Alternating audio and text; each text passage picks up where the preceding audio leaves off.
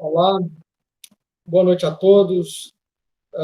Dia 1º de fevereiro de 2021, nosso 15º encontro, nossa 15ª aula de Investimentos 2, esse curso aí tão relevante para finanças, ciências atuariais, administração, contabilidade, economia, dentre outras áreas, no que se refere ao estudo especificamente de asset pricing, ou apressamento de ativos, ou precificação, né, de ativos, em especial portfólios de ações individualmente falando, e aí a gente pode entender como sendo aí útil para a precificação de fundos de investimentos em ações, assim como índices amplos ou setoriais, que são carteiras, né, padronizadas da nossa Bolsa de Valores. Muito bem. No encontro passado, quarta-feira, nosso 14º encontro, a gente está vendo a PT, né, desde a semana passada, a gente viu no nosso encontro de quarta-feira da semana passada a modelagem setorial.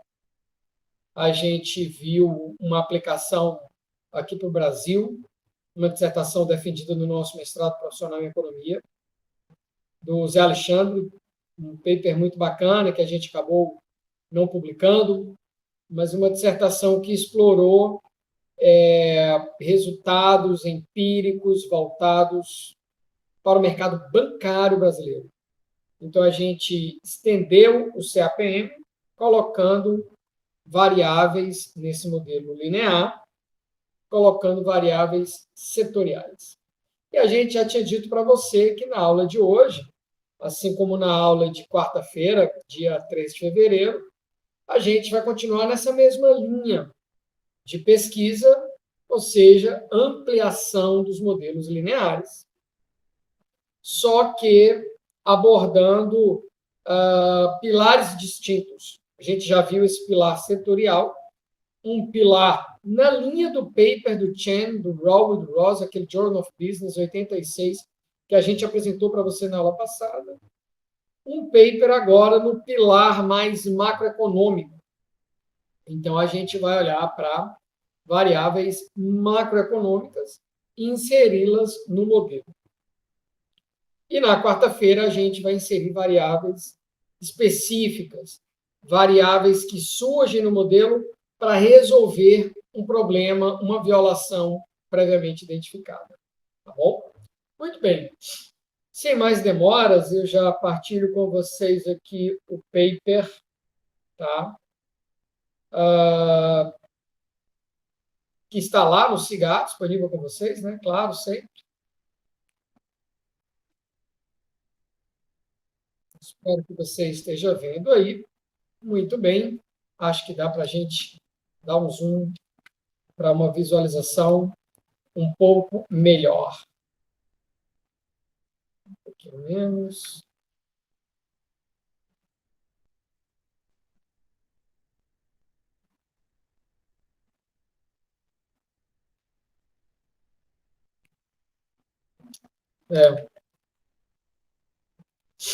Acho que assim, tá bom, dá uma boa visualização. Deixa eu ver se dá para melhorar um pouco mais.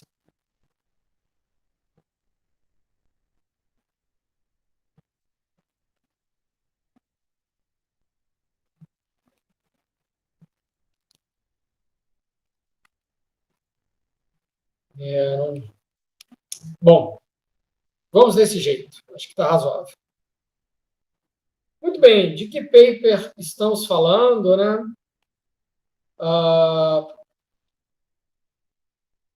Estamos falando aqui de uma dissertação, a dissertação do Glailson, tá? Foi aluno nosso no mestrado profissional, também de economia. Isso aqui data, acho que de 2013, 2014, alguma coisa assim. 2014, ou 2015, melhor dizendo, observando aqui a base de dados. E contou com o auxílio do nosso amigo Lucas, um aluno também muito querido nosso, do mesmo programa, que tinha aí uma expertise que complementava o time uma vez que ele tinha habilidades no que se refere à programação. Eu vou já dizer para vocês por que programação foi importante aqui. Aliás, foi fundamental, né? O que a gente fez nesse paper que fala o quanto importante é o comportamento forward-looking, ou seja, o comportamento que olha para frente, o comportamento que pode não ser tão importante quando você estiver modelando variáveis de qualquer natureza, que não financeira. Mas uma vez que seja variável financeira, pode ser fundamental. Por quê? O mercado não reage hoje necessariamente a uma notícia que se concretiza, mas que já era esperada. Se hoje, dia 1º de fevereiro, o mercado estivesse já com 80, 90, 90 e tantos por cento de certeza que irá se confirmar um determinado resultado na eleição para a presidência da Câmara dos Deputados, né, Câmara Federal do nosso país, na hora que esse resultado sai oficialmente e se confirma um resultado que o mercado já precificava, já previa com 95% de certeza, o que é que vai acontecer com a Bolsa quando da divulgação oficial? Nada. Ela já havia precificado essa notícia. Agora, se acontecer um resultado inesperado em relação ao que ela previa, claro que o mercado vai reagir. De outra forma, o mercado reage não somente à realização de cenários improváveis, ou até mais. Ele pode, sim, também reagir quando da realização de um cenário provável, mas num contexto em que você tinha, por exemplo, 2 ou 3 cenários, todos eles com probabilidades altas de acontecer. Imagina 3 cenários, cada um com 30% de chance de acontecer. E um quarto cenário, quer que seja com 10%. Vai. Esses 3 cenários têm chances altas de acontecer, cada um com 1/3 praticamente. E aí, diante de uma incerteza dessa, quando der a realização de qualquer um dos 3, o mercado vai reagir. De outra forma, ele reage à realização, à concretização de um estado da natureza improvável. Quando da realização de um estado da natureza que já estava quase precificado, o mercado não vai reagir. Aconteceu o que ele já esperava. Tudo bem. Nenhum desses comportamentos é exatamente forward-looking. Mas o mercado muitas vezes é forward-looking quando ele reage para cima ou para baixo, depende de cada caso, depende de cada setor, quando ele reage a uma mudança de expectativa. Ele não só reage quando há uma incerteza muito grande que se concretiza, que se desfaz, porque um dos 3 cenários prováveis realizou-se, ou quando se realiza um cenário muito improvável, mas ele também, e aí note, quando é concretizado um cenário pouco provável, né, o cenário inesperado aconteceu, é óbvio que isso mexe com o humor do mercado. Mas aí note que a gente já está lidando com expectativas. Mas quando a gente fala de fato que o mercado é forward-looking, é quando ele reage à mudança de expectativas. Tá certo? O mercado esperava uma coisa, e aí, por exemplo, sai hoje, dia 1º de fevereiro, um novo boletim Focus de expectativa, e por algum motivo que aconteceu na última semana, no último final de semana, não sei, suponha que haja uma reversão da expectativa da inflação que vinha com tendência de alta, semana após semana, o boletim Focus do Banco Central sugerindo, por exemplo, uma tendência de pequenas altas na expectativa de inflação para o final de 2021. E a gente quebra isso com uma semana que se reverteu essa tendência, suponha, tá? Um exemplo. E as pessoas estão apostando da semana passada para cá que a sua expectativa com relação ao IPCA para o final desse ano de 2021 vai cair 0,5 ponto por cento, que é muita coisa para se reverter em uma semana. Então, assim, essa mudança de expectativa faz a Bolsa reagir. Então, logo, mudanças de expectativas sejam publicizadas, o mercado reage. Então, o mercado reage a expectativas que foram contrariadas, quando se concretiza um cenário improvável, e o mercado reage muito quando há mudança de expectativas. É nesse sentido que esse paper, dissertação do Glailson, foi premiada, não é? Esse paper foi publicado em 2016 no International Journal of Applied Economics, A2, né, no quadro de economia, e havia sido previamente premiado em 2016, né, no prêmio da Ambima de mercado de capitais, que a cada ano, mais ou menos no final do ano, né, finalzinho do segundo semestre, ela premia as melhores dissertações, acho que as 3 melhores, agora não recordo, as melhores dissertações em economia e em finanças. E aí, em 2016, salvo melhor juízo, pela segunda vez, a primeira vez havia sido em 2014, pela segunda vez esse prêmio sai do eixo sul, sudeste, centro-oeste e vem para o norte, nordeste. Em 2014 tinha sido a primeira vez que fugia do eixo, onde estão as pesquisas, onde está a maior densidade de pesquisas em finanças no nosso país. Em 2014 tinha sido também com uma dissertação orientada por nós, do Vandermont, que é que eu vou apresentar para vocês agora, quarta-feira. Então, o que é que fez esse paper ser premiado? Lá eu sou trabalho no BNB, foi lá em São Paulo, na Ambima, receber esse prêmio, com o apoio técnico aí do nosso amigo Lucas.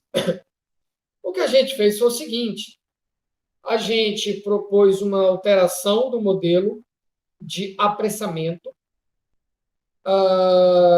No caso, o objeto em questão que a gente quis apressar, o ativo, né, eram os índices setoriais, vou já apresentá-los, para o período de 2009 a 2014, frequência semanal, existe uma razão para isso, e a gente incorporou algo que nunca ninguém tinha incorporado: mudanças de expectativas com relação às principais variáveis macroeconômicas do Brasil.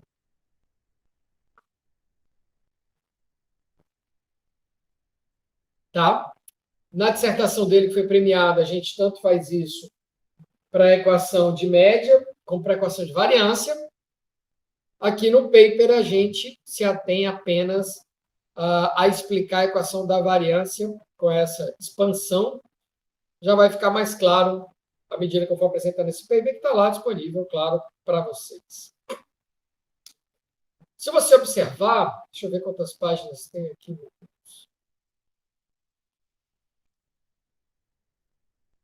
18 páginas. Dissertação premiada e publicada em A2. 18 páginas, hein?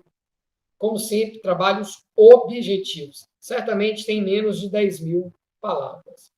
Como de praxe, a questão da introdução, em que você faz todo um contexto, um pouco de revisão de literatura, né? Como também de praxe aqui, a gratidão, agradecimento a quem deu suporte financeiro, ao CNPq, à Ambima e professores que fizeram comentários em cima deste trabalho, não é? Muito bem. Aqui um pequeno survey da literatura de apreciamento de ativos ao longo do tempo. A gente já expõe algumas violações identificadas ao CAPM, que motivam, né, uma melhoria do modelo. Só que a gente entende também que o seguinte, e a gente já tinha feito isso na dissertação dele, né? O paper já é um avanço nesse sentido. Olha, para os índices setoriais que funcionam como Ibovespas, entre aspas, né, para um determinado setor, ou seja, uma carteira bem diversificada, dinâmica, com as principais ações, não da bolsa toda, mas de um setor. Então, a gente tinha percebido que o CAPM resolvia como equação de média, né, para dar preço ali no retorno. O poder de explicação era bem mais alto do que se você fosse precificar uma ação. A gente quase não tem violações setoriais. A gente tem violações quando você precifica ações. Mas o que a gente havia percebido é que os setores reagiam a notícias macroeconômicas. Imagine você, por exemplo, uma explicação aqui mais ou menos lógica, intuitiva, que se o mercado revisa que haverá, né, provavelmente aumento da taxa de juros, isso implica financiamentos mais caros, no médio e longo prazo, e um setor que depende essencialmente de financiamentos é, por exemplo, o setor de construção civil, o setor imobiliário. É só notícia ruim, né? Vai ficar mais difícil comprar imóveis. Esse setor depende de financiamento diretamente. Né? A aquisição de imóveis sem financiamento fica muito difícil. Então, assim, é razoável imaginar que mudanças de expectativas com tendência positiva de aumento de juros façam com que haja aumento de volatilidade no setor imobiliário, ao mesmo tempo que pode estar afetando o retorno médio, né, das ações do ramo de construção civil e setor imobiliário como todo. Então, é nesse sentido que a gente entendeu que, olha, nós vamos dar preço nessas carteiras setoriais. O modelo de retorno de média vai ser o CAPM, porque a gente já tinha evidenciado que colocar variáveis macroeconômicas diretamente na equação da média não surtia tanto efeito. O poder de explicação já era razoável com o CAPM, mas que as mudanças de expectativas macroeconômicas poderiam estar desempenhando um papel importante na equação de variância, de volatilidade desses índices. E é aí essa explicação, esse é o resumo, basicamente, do paper. Né? Deixa eu passar um pouco aqui já para os índices setoriais e apresentá-los. Né? Índice da indústria, tá? Índice do setor de consumo, tá? Índice do setor de energia elétrica, o IFNC, que é o setor financeiro, índice do setor de materiais, utilidades públicas e acho que só, salvo melhor, e o imobiliário. São 7 índices que devem estar numa tabelinha logo mais aqui. Tá? Deixa eu mostrar a tabelinha, depois eu volto aqui para o modelo. Just a minute. Já sei, o de iPad que fica tudo lá atrás, é por isso que eu não estava encontrando nas tabelas. Opa, aqui vai. Vamos lá.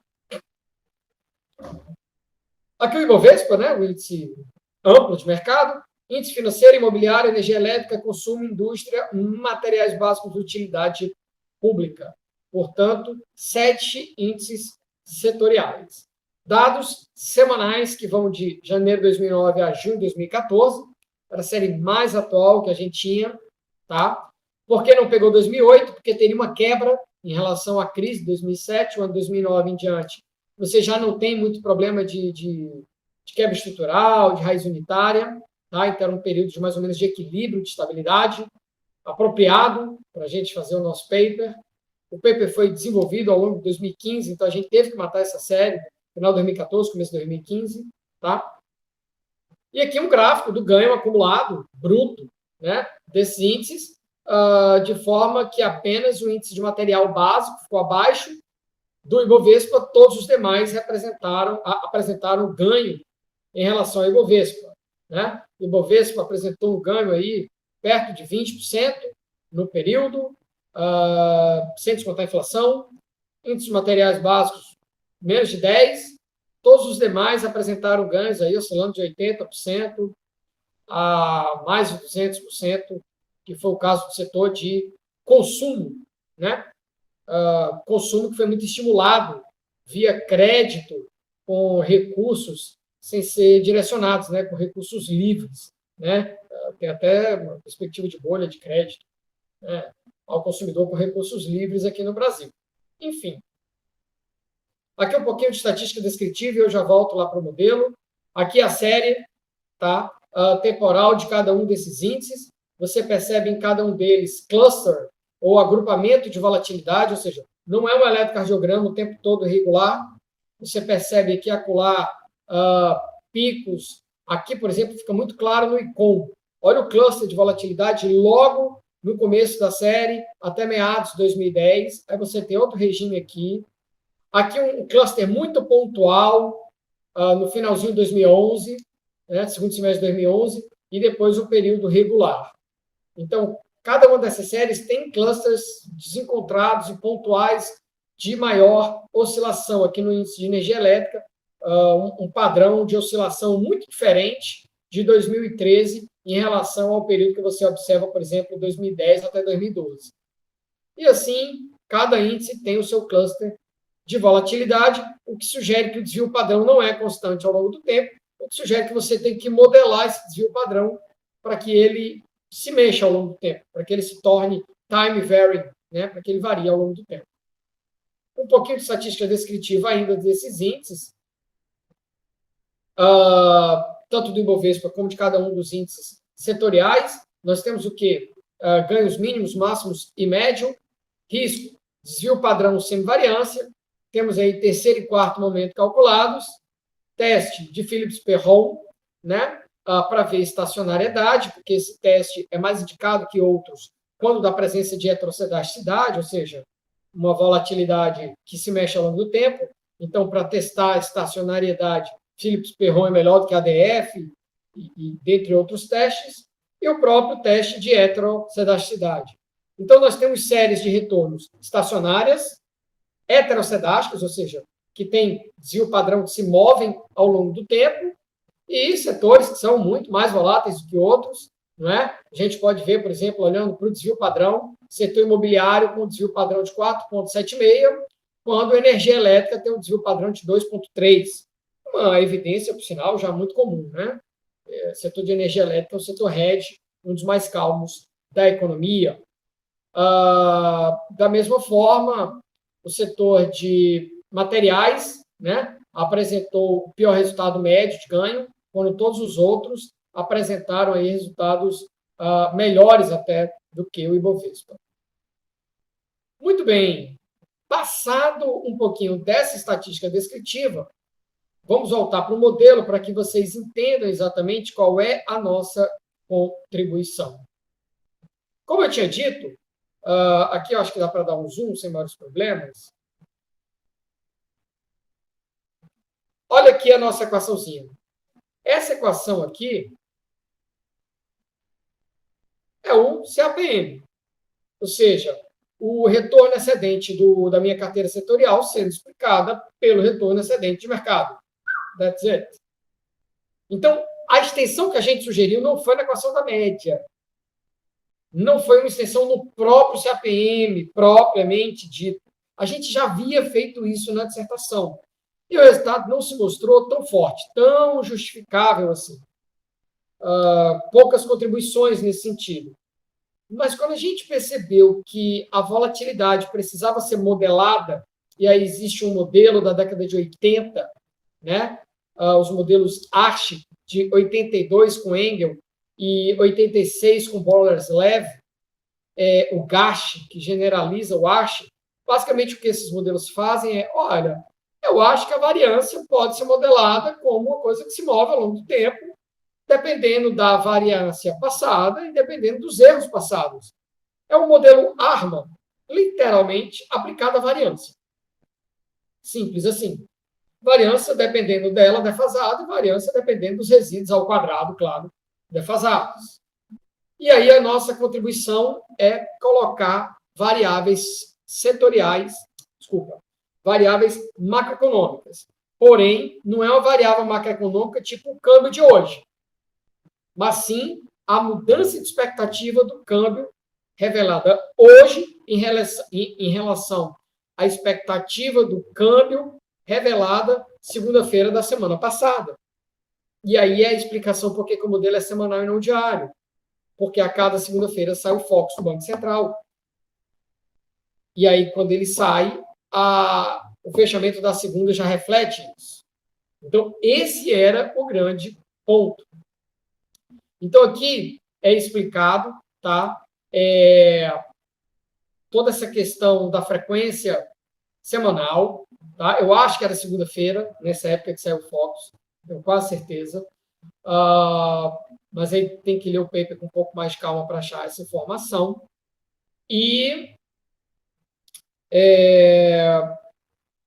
Isso justificava, portanto, a frequência semanal e não diária.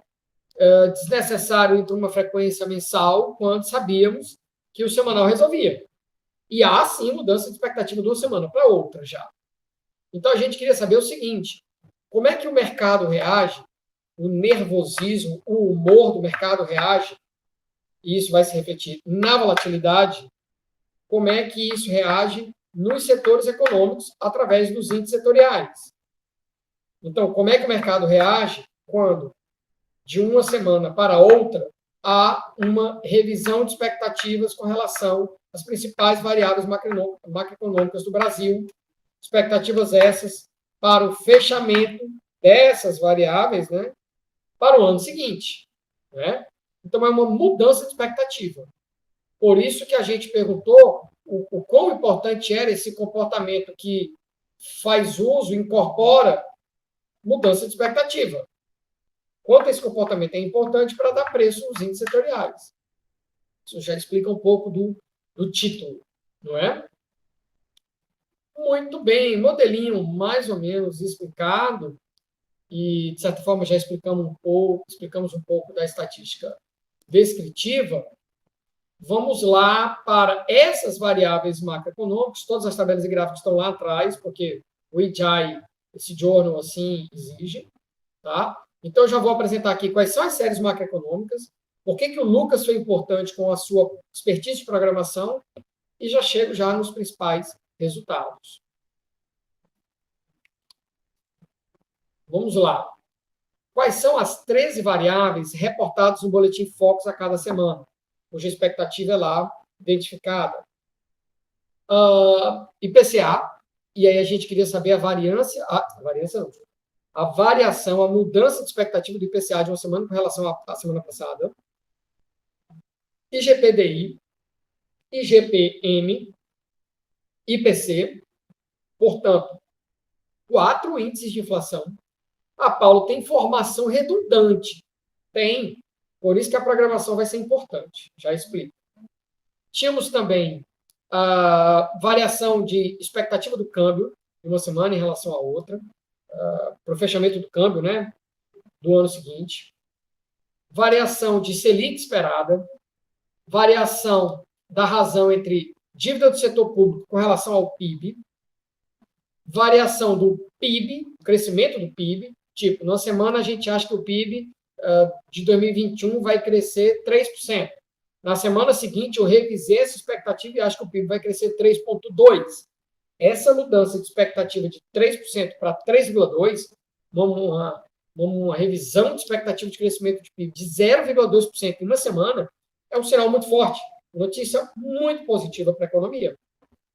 Além disso, PIB industrial, variação também percentual da balança comercial, variação do saldo de transações correntes, inverti aqui a ordem, variação na expectativa, né, de investimento direto estrangeiro e revisão, né, variação também da inflação associada aos preços administrados, que funcionam como um núcleo, um kernel da inflação, né?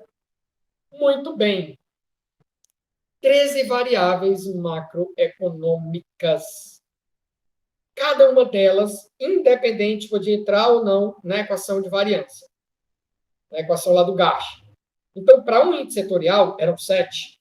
Para cada um, eu poderia ter uma combinação que era cada uma dessas 13 entra ou não. Ou seja, 2 elevado a 13. Isso aí dá ordem de 8.000 e poucas combinações. Para cada índice setorial, eu tinha 8.000, 2 elevado a 13, que dá 8.000 e tantas combinações. Só que tem outro problema.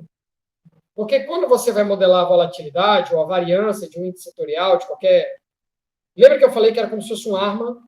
A variância depende das defasagens dela própria e dos erros ao quadrado também defasados. Aí a dúvida é, eu coloco quantas defasagens da própria variância e do erro? 1 ou 2? de cada um deles. Então, eu tinha 8 combinações possíveis, que é nenhuma defasagem da variância, uma ou duas da variância. E a mesma coisa com o resíduo. Então, eu podia ter desde um modelo com duas defasagens de cada um, duas de um, uma do outro, duas do outro, um de outro, um de cada um de um, zero do outro, zero de um do outro. Eu sei que são 8 possíveis combinações. Rapaz, 8 possíveis combinações para achar a especificação da quantidade ótima de defasagens da própria variância e do erro ao quadrado. Isso vezes 8.000 e tantas combinações, 2 elevado a 13, das 13 variáveis macroeconômicas cuja mudança de expectativa é reportada a cada semana no Focus. Então, para cada índice setorial, eu tinha 64.000, aproximadamente, possíveis modelos. Rapaz, e aí? Aí é onde entra a programação, e é onde entra o coautor Lucas, porque ele desenvolveu uma rotina no software eViews que estimou para cada índice setorial 64.000 combinações e nos reportou, depois de uns 10 minutos rodando, o eViews diz, pelo critério de informação, qual é a especificação do modelo mais apropriado, estatisticamente falando. E aí, com isso, a gente tem o melhor modelo para aquele índice setorial. Impossível estimar 64.000 especificações de modelo para cada um dos índices setoriais. Lembrando que são 7 ao todo. Muito bem, aqui algumas das estatísticas descritivas para as variações de expectativa. Tá? E aqui os resultados mais importantes que a gente resolveu sumarizar na tabela seguinte. Pronto. Se tivesse que ter uma figura apenas para o paper, seria essa aqui, tá? O que é que a gente percebeu, não é? Deixa eu tentar sumarizar e ler para vocês. Olha, o setor de consumo, tá? Tem a sua volatilidade impactada negativamente por variações sempre positivas, tá? Do índice de inflação IGPM, ao ponto que ele fica mais nervoso diante de variações positivas da dívida pública. Razoável, né? Muito bem. O setor de energia elétrica reagindo no sentido de que aumentos da inflação deixam esse setor mais calmo. O setor financeiro fica mais tenso à medida que a expectativa de inflação aumenta, a expectativa de Selic aumenta, e fica mais calmo quando a expectativa de balança comercial aumenta. Resultados bastante intuitivos também. O índice de materiais básicos, o setor de materiais básicos, através do seu índice setorial, reage no sentido de ficar mais nervoso com aumentos na expectativa do câmbio da Selic. O setor imobiliário não reagiu na melhor especificação das 64.000 testadas para ele, não reagiu a nenhuma das 13 variáveis macroeconômicas. Setor de indústria, o que se mostrou mais sensível, reage positivamente, ou seja, ele fica mais nervoso, a volatilidade aumenta diante do aumento de inflação via IGPDI e via preços administrados. Em parte, isso é compensado com mais calmaria diante do aumento do IGPM, assim como ele reage no sentido de ficar mais calmo, fica menos volátil, quando do aumento da balança comercial e do saldo de transações correntes. O setor de utilidade pública se acalma diante do aumento da expectativa para inflação via IPCA, balança comercial e investimentos diretos estrangeiros. Uma coisa que a gente aprendeu aqui é que muitos resultados para 7 setores completamente diferentes, setores que são muito idiosincráticos, realidades muito complexas, algumas desses achados, dessas evidências a gente consegue explicar, porque há uma intuição macroeconômica muito direta. Outros tem um pass-through aí complexo que a gente não ousou tentar explicar. E aí o aprendizado foi, olha, essa literatura é incipiente. Modelar índices setoriais no Brasil, raríssimo. Usando o modelo macroeconômico, mais raro ainda. Usando mudança de expectativa de variável macroeconômica, rarissimosíssimo, se é que isso existe. Na equação de volatilidade, então, único, só nós. Por isso que deu prêmio, por isso que deu paper, publicado. Diante de tanta inovação, jura que a gente precisa sair da nossa zona de conforto e tentar explicar cada um desses sinais? Melhor a gente terminar uma pergunta dizendo por que isso aí está aí? Por que a gente achou esses resultados? Como é que a gente explica isso? Cadê a literatura para nos ajudar? E aí foi nesse sentido que nós finalizamos o paper da mesma maneira que começamos, com uma pergunta. Então, é um paper que abre, fomenta uma agenda de pesquisa. Muito mais do que fazer afirmações, a gente faz uma boa pergunta. O quão importante é você levar em consideração variações de expectativas semanais das principais variáveis macroeconômicas na modelagem do nervosismo, do humor, dos índices setoriais como termômetro dos principais setores da economia brasileira. Nossos resultados sugerem que são importantes, sim, essas incorporações, em direções e sentidos, muitas vezes, complexos, que a gente não consegue explicar. Então, a gente não ousou aqui dar uma de expert em cada um desses 7 setores, longe da gente. Terminamos com muita humildade, do mesmo jeito que começamos. Trouxemos uma evidência que, para nós, instiga e motiva, e sugerimos uma literatura. E é um paper bem citado, um paper muito lido, né? Então, a gente acredita ter cumprido com esse papel, lembrando que a gente tanto poderia ter inserido essas variáveis macroeconômicas bem no sentido do Chen, Rall e Ross, o Journal of Business de 86, no sentido de ter colocado a equação da média. Mas como a equação da média via CAPM já se mostrava bastante razoável, com poder de explicação bem interessante, a gente colocou essas variáveis na equação da variância. Tá? Muito bem, aqui há toda a questão do fitting do modelo. O fitting é muito bom. Quanto mais próximo essa nuvem de pontos da reta, melhor. E acho que está bom. Uma apresentação aí bem feita desse paper, um paper curto, objetivo, premiado, publicado em A2 internacional. Um orgulho muito grande para a gente. E, como sempre, uma aula mais curta, mais objetiva, que é para você completar o tempo dessa aula lendo o paper agora, assim que você terminar de assistir esse vídeo. Até a aula de quarta-feira, dia 3 de fevereiro. Saúde, que Deus nos abençoe. Acho que podemos ir encerrando por aqui. Uma boa noite a todos.